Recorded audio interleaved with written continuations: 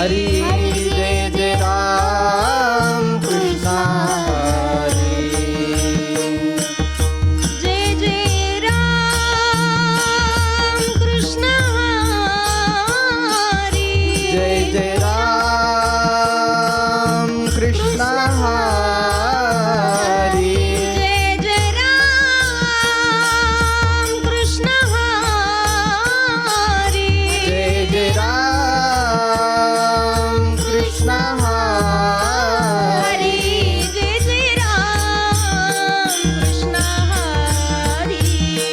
हरी जय जय राम कृष्ण हरी हरी जय जय राम कृष्ण हरी हरी जय जय राम कृष्ण हरी हरी जय जय राम कृष्ण हरी जय जय राम कृष्ण हरी जय जय राम कृष्ण हरी हरी हरी जय जय राम कृष्ण हरी हरी हरी जय जय राम कृष्ण हरी जय जय राम कृष्ण हरी जय जय राम जय जय हरी जय जय राम कृष्ण हरी हरी जय जय राम हरी हरी जय जय राम कृष्ण हरी जय जय राम हरी जय जय राम कृष्ण हरी जय जय Ram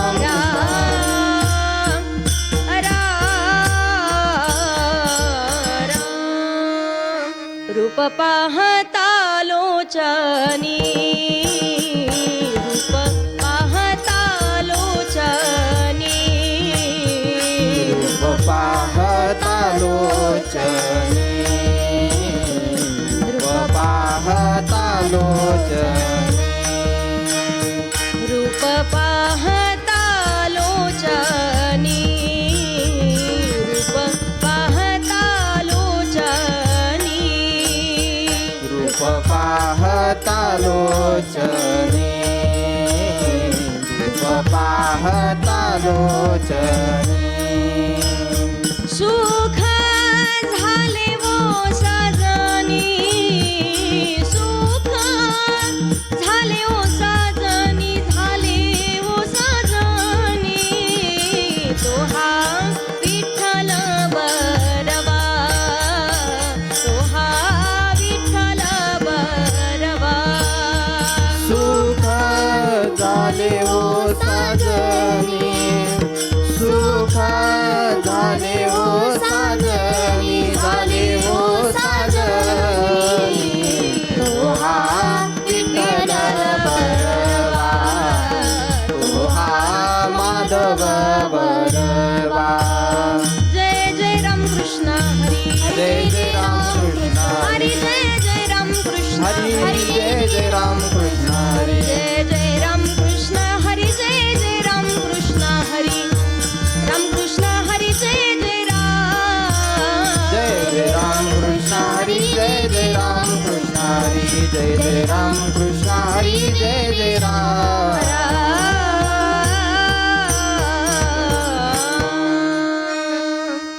Apulia हिता जो से जागता आपुलिया हिता जो असे जागता आपुलिया हिता जो से आपुलिया हिता जागता जो असे जागता धन्य माता पिता तयाचिया धन्य माता पिता तयाचिया धन्य माता पिता तयाचिया कोळी कन्या पुत्र होती जे सात्विक कोळी कन्या पुत्र होती जे सात्विक कोळी कन्या पुत्र होती जे कन्या पुत्र होते जे सात्विक तयाचा हरिका वाटे देवा तयाचा हरिक वाटे देवा तयाचा हरिक वाटे देवा गीता भागवत करीती श्रवण गीता भागवत करीती श्रवण गीता भागवत करीती श्रवण गीता भागवत करीती श्रवण अखंड